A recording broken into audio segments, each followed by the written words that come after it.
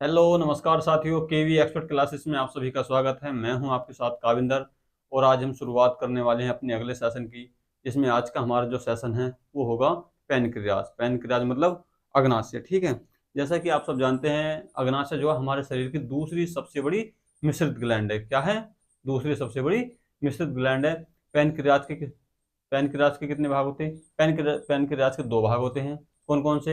Exocrine भाग जिसे बहिस्रावी कहते हैं, और एंडोक्राइन भाग जिसे अंतःस्रावी कहते हैं। ठीक है, एक्सोक्राइन भाग जो है, इससे जो है क्या है, इससे जो है अग्नाशय रस का स्राव होता है। ठीक है, क्या होता है? अग्नाशय रस का स्राव होता है। ठीक है, अग्नाशय रस का जो पीएच मान होता है वो 7.3 से कितना होता है? 8, सॉरी, अग्नाशय रस का जो पीएच मान होता है वो 7.5 से 8.3 तक होता है। कितना होता है? 7.5 से 8.3 तक होता है। अग्नाशय रस में जो होता है, इसमें जो 3 प्रकार के एंजाइम पाए जाते हैं। कितने प्रकार के एंजाइम पाए जाते हैं? इसमें 3 प्रकार के एंजाइम पाए जाते हैं। कौन कौन से? एक तो ट्रिप्सिन, एमाइलेज और लाइपेज। ठीक है, चलिए इसके बारे में आगे चर्चा करते हैं। आज का हमारा क्या टॉपिक है? पैनक्रियाज।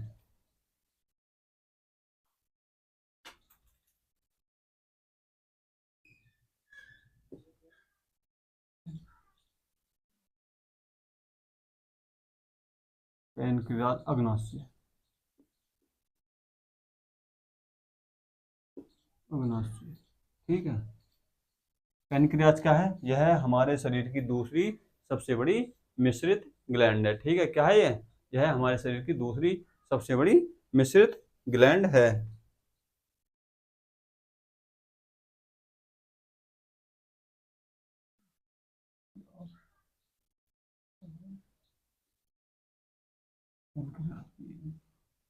पैनक्रियाज, ठीक है। यह हमारे शरीर की क्या है?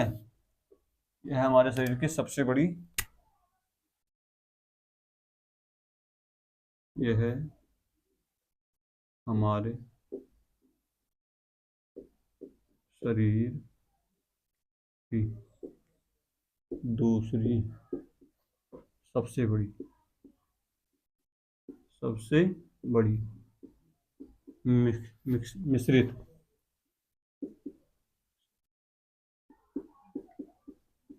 मिक्सड ग्लैंड है। ग्लैंड्स है, क्या है? मिश्रित ग्लैंड है। ठीक है, इससे अग्नाशय रस निकलता है। क्या निकलता है? इससे अग्नाशय रस निकलता है। इससे अग्नाशय अग्नाशय रस का स्राव होता है। स्राव होता है।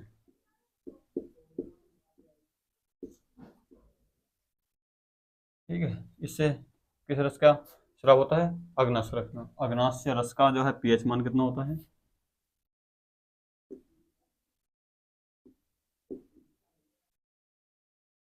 रस का पीएच कितना होता है?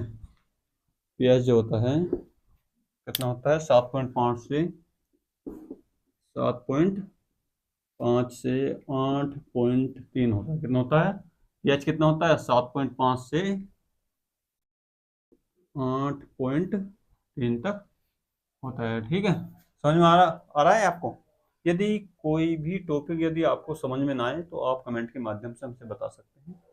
ठीक है, हम आपको समझाने की पूरी पूरी कोशिश करेंगे। ठीक है, समझ में आ रहा है?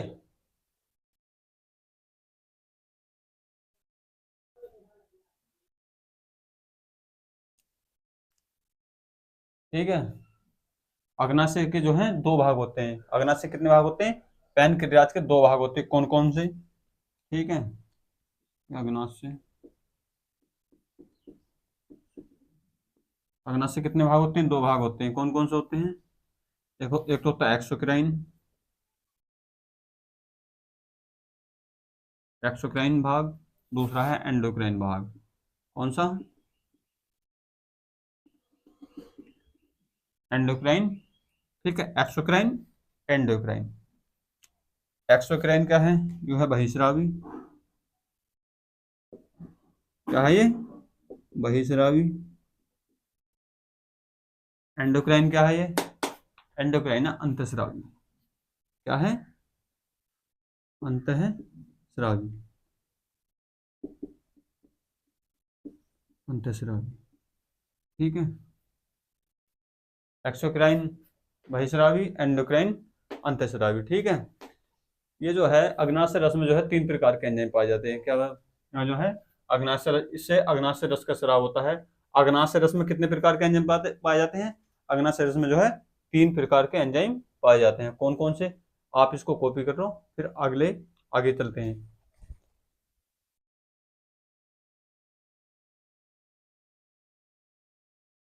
ठीक है, कॉपी कर लिया? एक पॉइंट और बना के लिखो।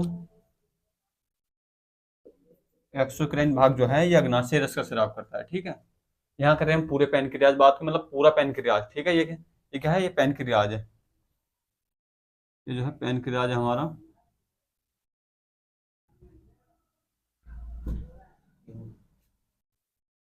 ठीक है, एक्सोक्राइन भाग से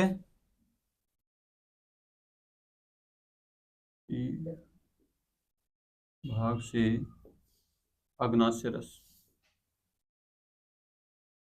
अग्नाशय रस का स्राव होता है।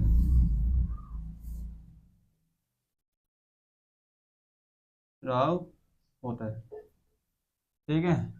एक्सोक्राइन भाग से किसका स्राव होता है? ठीक है, अग्नाशय रस का स्राव होता है, ठीक है। अग्नाशय रस में जो 3 प्रकार के एंजाइम पाए जाते हैं। कितने प्रकार के? 3 प्रकार के एंजाइम पाए जाते हैं। कौन कौन से? एक तो ट्रिप्सिनोजीन, ठीक है, एमाइलेज और लाइपेज, ठीक है। कौन कौन से? ट्रिप्सिनोजीन, एमाइलेज और लाइपेज, ठीक है। आगे चलते हैं, इसको हम एक एक करके पढ़ेंगे।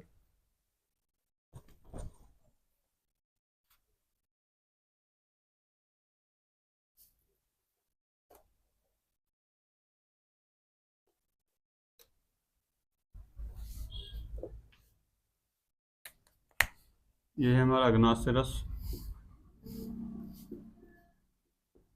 अग्नाशय रस, ठीक है। इसमें कितने प्रकार के एंजाइम पाए जाते हैं? 3 प्रकार के एंजाइम पाए जाते हैं। कौन कौन से? एक तो ट्रिप्सिनोजीन,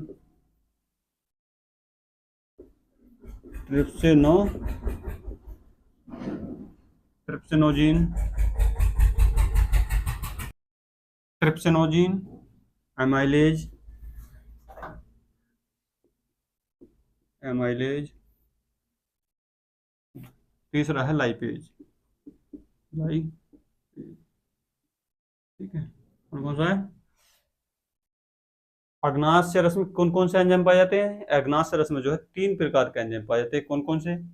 ट्रिप्सिनोजीन, या सो इसे ट्रिप्सिन एंजाइम भी कह सकते हैं। क्या? ट्रिप्सिन, आते एक ही है, ट्रिप्सिनोजीन या ट्रिप्सिन, एमाइलेज, लाइपेज, ठीक है। ट्रिप्सिन एंजाइम क्या करता है? ट्रिप्सिन एंजाइम जो है प्रोटीन का पूर्ण पाचन करता है। क्या करता है? प्रोटीन का पूर्ण पाचन करता है, प्रोटीन को पॉलीपेप्टाइड में तोड़ देता है, ठीक है। क्या करता है ये?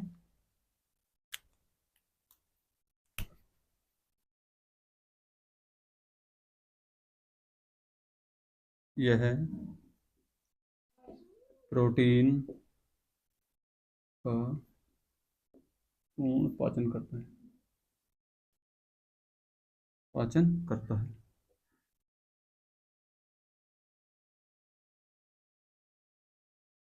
दूसरा है यह प्रोटीन को, यह प्रोटीन को पॉलीपेप्टाइड,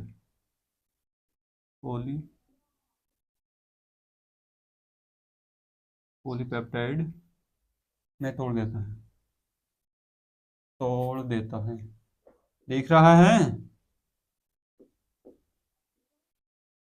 तोड़ देता है, ठीक है। ट्रिप्सिन एंजाइम क्या करता है? यह प्रोटीन का पूर्ण पाचन करता है। अर्धपाचन कहाँ होता है? वो होता है आमाशय में, ठीक है। कहाँ होता है? आमाशय में। लेकिन यह क्या है?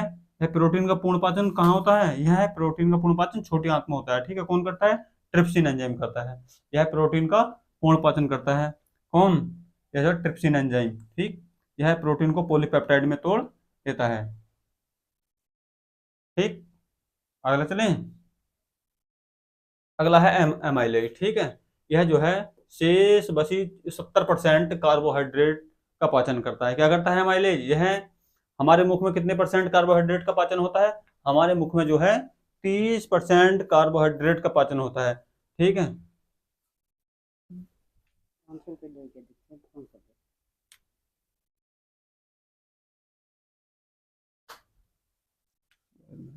एमाइलेज क्या करता है हमारे मुख में जो है, मैंने आपको बताया था पहली क्लास में कि हमारे मुख में जो है 30% कार्बोहाइड्रेट का पाचन होता है। कितना पाचन होता है हमारे मुख में? 30% कार्बोहाइड्रेट का पाचन होता है, लेकिन 70% कार्बोहाइड्रेट का पाचन कहाँ होता है?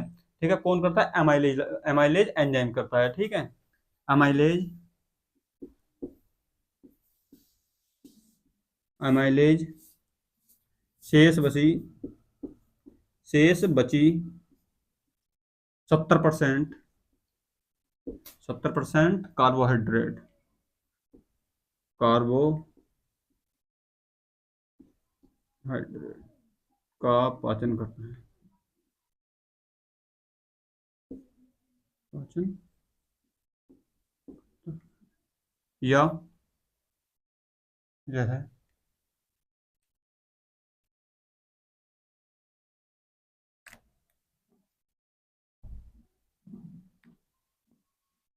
यह स्टार्च को, यह स्टार्च को काय में तोड़ता है। ठीक है, काय में तोड़ता है स्टार्च को, यह स्टार्च को काय में तोड़ा है? एमाइलेज शेष, शेष बची 70% कार्बोहाइड्रेट का पाचन करता है। क्या करता है? शेष बची कार्बोहाइड्रेट का पाचन कितने परसेंट? 70% करता है। 30% का होता है हमारे मुख में होता है। ठीक है, स्टार्च, यह स्टार्च को माल्टोज, माल्टोज में तोड़ देता है।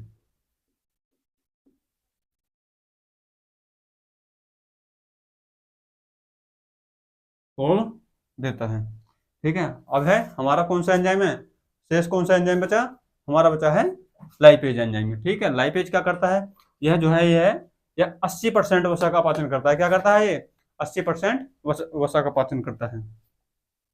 Lipase, lipase enzyme, lipase enzyme क्या करता है? 80%, कितने? 80% वसा का पाचन करता है।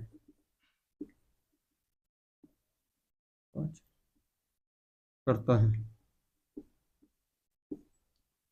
80% वसा का पाचन कौन करता है? लाइपेज करता है। ठीक है, कॉपी करो जल्दी इसको।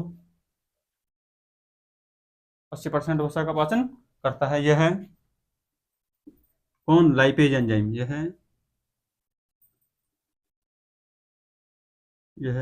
वसा के अणुओं को, वसा के अणुओं को ग्लिसरॉल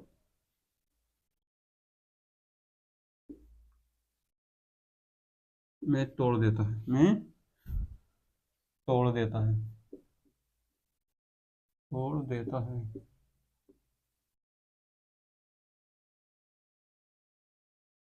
कॉपी कर लिया?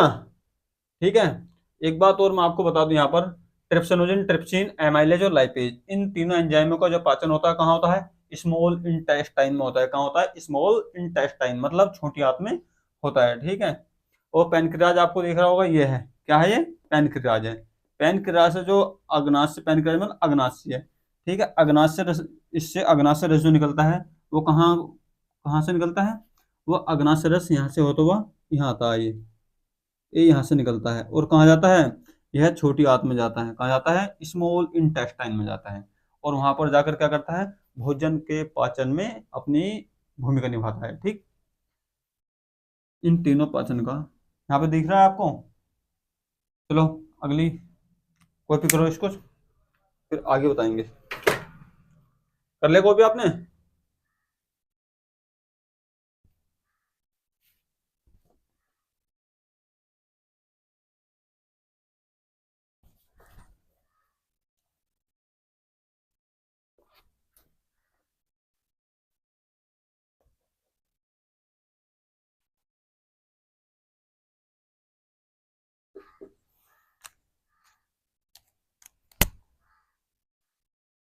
इन तीनों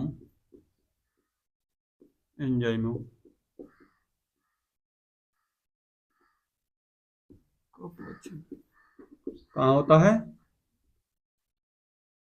छोटी आंत में होता है, स्मॉल।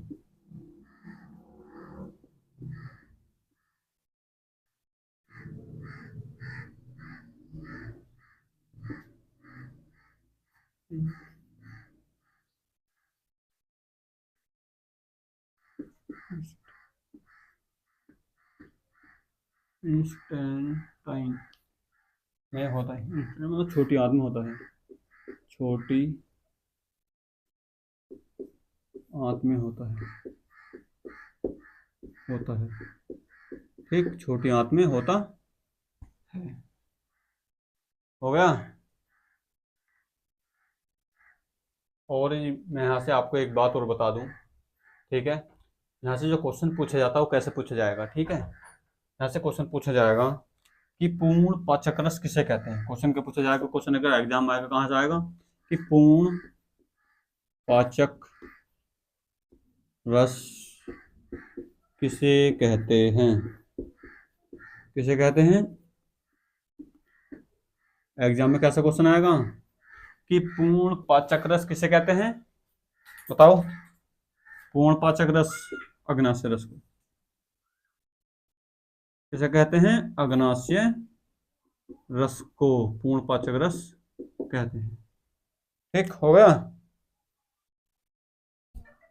चलो फिर आगे बताएंगे।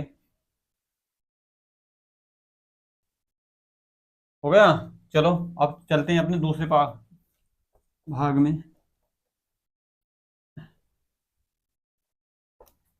हमने जो है एक्सोक्राइन भाग पढ़ लिया, अब हमारा बचा कौन सा भाग, एंडोक्राइन, ठीक है।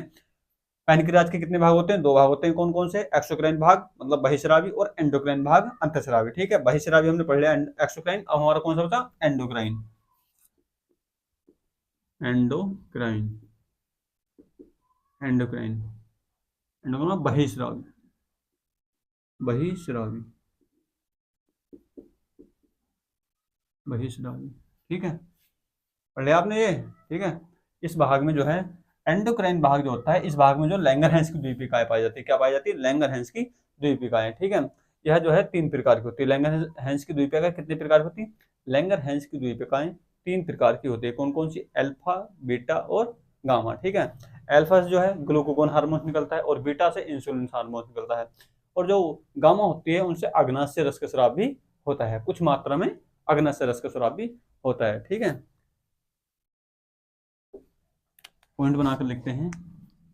एंडोक्राइन भाग यह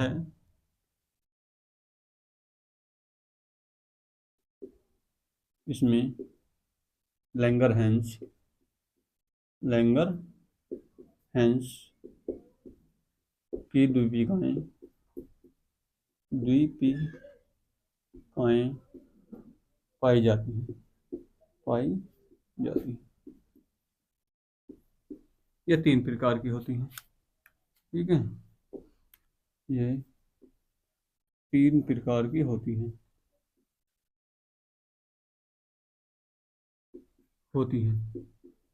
कौन कौन सी, कौन कौन कितने प्रकार की होती है, 3 प्रकार की, ठीक है। लैंगरहैंस, लैंगरहैंस कितने प्रकार की होती है, 3 प्रकार की होती है। कौन कौन सी, ये अल्फा, दूसरी है बीटा और तीसरी है गामा। कौन कौन सी, अल्फा, बीटा और गामा, ठीक है। अल्फा, अल्फा जो कोशिकाएं होती हैं इनसे कौन सा हार्मोन निकलता है, इनसे निकलता है ग्लूकेगोन हार्मोन, ठीक है। और बीटा कोशिकाओं से कौन सा हार्मोन निकलता है, इनसे निकलता है इंसुलिन हार्मोन। और गामा कोशिकाओं से कौन सा हार्मोन निकलता है, इनसे निकलता है कुछ मात्रा में अग्नाशय रस का स्राव होता है, ठीक है। यह जो है ये जो इनसे निकलता है ग्लूकोगेन हार्मोन से निकलता है, यह यकृत में ग्लाइकोजन को ग्लूकोज में कन्वर्ट करता है, क्या, यकृत में ग्लाइकोजन के, यह जो है यकृत में कहाँ करता है, कौन कौन कौन सा हार्मोन, ग्लूकेगोन हार्मोन, ठीक है। पहले लिख लेते हैं, इनसे कौन सा हार्मोन निकलता है, ग्लूकेगोन हार्मोन, ग्लूकेगोन हार्मोन, गोन हार्मोन। इससे निकलता है इंसुलिन हार्मोन।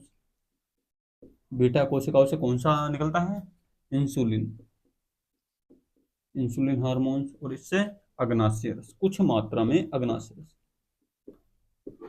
रस। ठीक है। ग्लूकागोन हार्मोन्स क्या करता है, यह यकृत में ग्लाइकोजन को, ये जो है यह ग्ल, कौन, ग्लूकागोन हार्मोन्स, यह यकृत में ग्लाइकोजन को,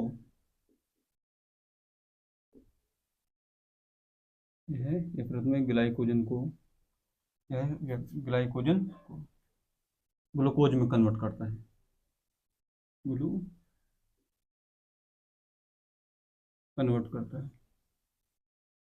कन्वर्ट करता है। ठीक है, कौन करता है, यकृत में। कभी कभी क्वेश्चन आता है कि यकृत में ग्लाइकोजन को ग्लूकोज में कन्वर्ट कौन करता है, वो कौन करता है, ग्लूकागोन हार्मोन्स। ग्लूकागोन हार्मोन्स कहाँ से निकलता है, अल्फा कोशिकाओं से। अल्फा कोशिका मतलब जो है किसका भाग है, लैंगर हैंस की द्वीपिकाओं में 3 प्रकार के हार्मोन्स निकलते हैं। ठीक है ना। और जो है अगला है हमारा इंसुलिन हार्मोन। ठीक है। इंसुलिन हार्मोन क्या है, यह जो है इंसुलिन जो है हमारे जो शरीर में बॉडी में होता है। ठीक है। इंसुलिन की ठीक है, इंसुलिन की अपर्याप्त मात्रा में कार्बोहाइड्रेट का पूर्ण उपयोग नहीं हो पाता है। ठीक है। इंसुलिन की, जब हमारा शरीर जो है इंसुलिन की जो, अगर हमारी बॉडी कौन सा, यदि अग्नाशय जो है लैंगरहैंस की प्रकार से इंसुलिन हार्मोन्स की मतलब कमी होती है। ठीक है। इंसुलिन की अपर्याप्त मात्रा, अपर्याप्त मात्रा का मतलब है कि मतलब पूर्ण मात्रा में, पूरी मात्रा में इंसुलिन का स्राव न होना। ठीक है।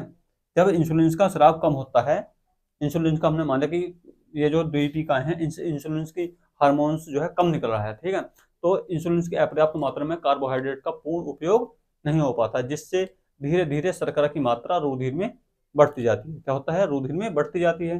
जब रुधिर की मात्रा मतलब जो है रुधिर में बढ़ती जाती है और अधिक शर्करा मूत्र में विसर्जित होने लगती है, तो मूत्र में अधिक शर्करा का विसर्जन क्या कहलाता है, मधुमेह या डायबिटीज कहलाता है। ठीक है, क्या कहलाता है, डायबिटीज कहलाता है। ठीक है। इंसुलिन लिखते हैं यहाँ, इंसुलिन की, इंसुलिन की अपर्याप्त मात्रा में,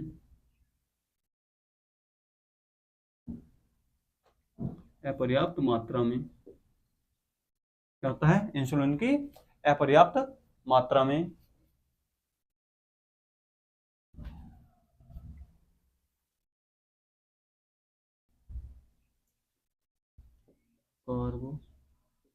कार्बोहाइड्रेट,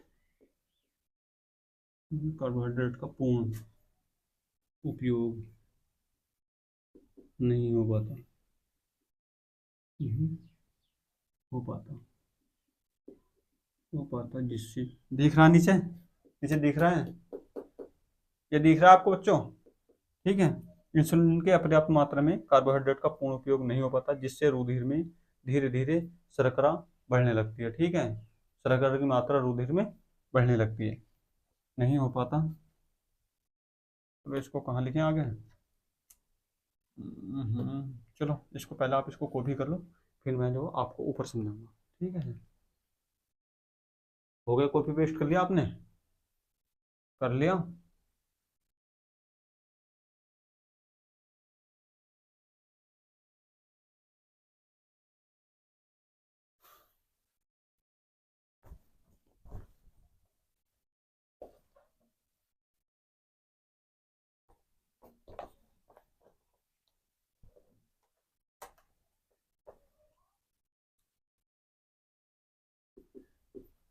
इंसुलिन, इंसुलिन हार्मोन। ठीक है। इंसुलिन पर्याप्त मात्रा में,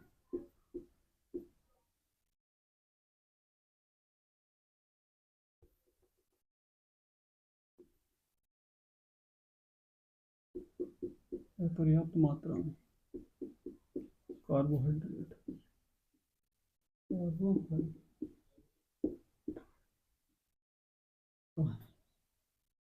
उपयोग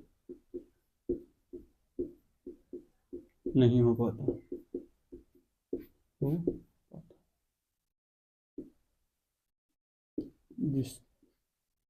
जिससे रुधिर में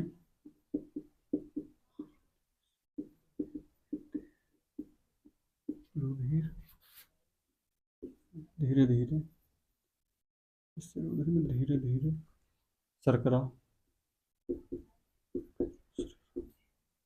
मात्रा बढ़ने लगती है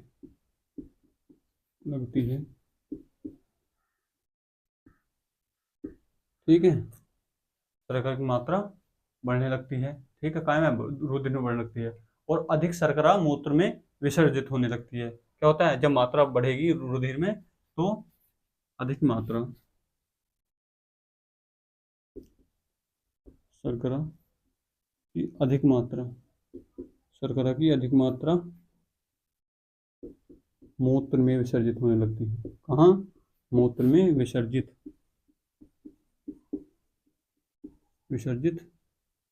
होने लगती है।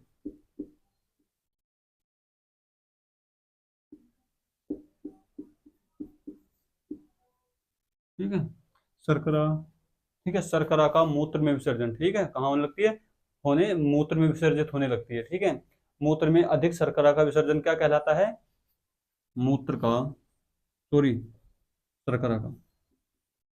शर्करा का मूत्र में विसर्जन क्या कहलाता है, मधुमेह कहलाता है। विसर्जन मधुमेह कहलाता है, मधुमेह या डायबिटीज कहलाता है। क्या कहलाता है, डायबिटीज कहलाता है। ठीक, आगे समझ में आपके, ठीक है। यदि मैं इंसुलिन की बात करूं, इंसुलिन हार्मोन्स की जो खोज करती है बेंटिंग ने करती थी, किसने करती, बेंटिंग ने।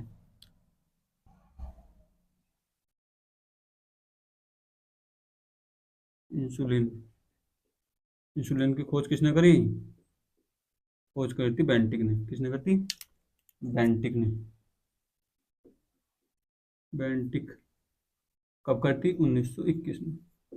कब करी थी, 1921 में करी थी। ठीक है, यदि मैं अगले अग्नाशय रस की बात करूं, क्या, अग्नाशय रस,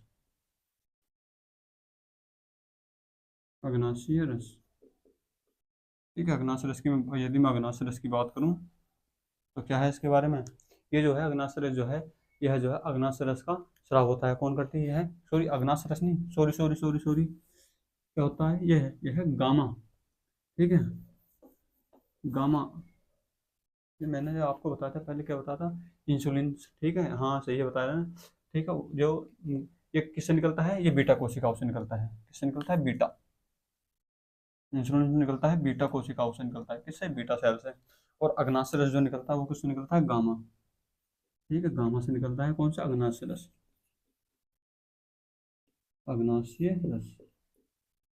ठीक है, रस कुछ मात्रा में निकलता है। ठीक, तो अब हमें इसमें क्या रहेगा, इसमें जो है यह जो अग्नाशय रस जो है बाइल जूस के साथ, मतलब जठर रस के साथ छोटी आंत में वर्क करता है। क्या करता है, यह अग्नाशय रस जो है यह बाइल जूस के साथ,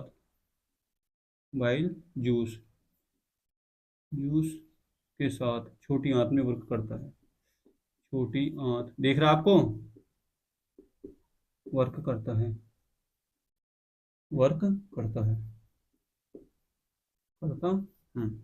ये दिख रहा है आपको,